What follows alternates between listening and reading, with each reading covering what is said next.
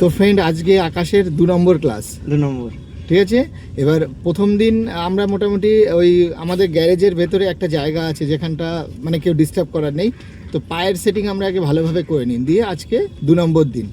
তো 2 নম্বর দিনে এই লোকাল সিটিতে এবং খুব ভালোভাবেই আপনারা দেখতেই পাচ্ছেন আমাদের স্টিয়ারিং পুরো ওর হাতেই ছাড়া আর কি।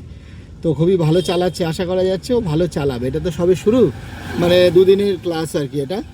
তো যাই হোক আকাশ, তোমার এখন আজকে যে রোডে তুমি চালাচ্ছ, তোমার আগের দিন তো আমরা পায়ের বেশ সুন্দর অনেক সেটিং করে নিয়েছি, যার জন্যে আজকে তোমার খুব একটা অসুবিধা হচ্ছে না, তাই তো? এইবার 2 দিনে যেটা হয় স্টিয়ারিং ফিস্টারিং এগুলো সব ঠিক করতে হবে। তা যাক, ওভারঅল সব ঠিকঠাক আছে, চালানো আছে। স্যারের কাছে সবাই ভর্তি হও। হ্যাঁ, স্যার খুব ভালো শেখায়। একদম একদম, লাইক কমেন্ট শেয়ার করে দিও সবাই।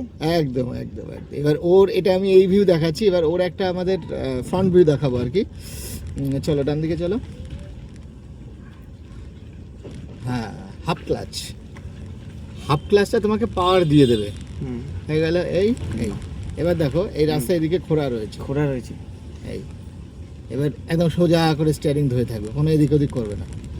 হ্যাঁ, একটু বাদিক করো সামান্য, আবার সোজা।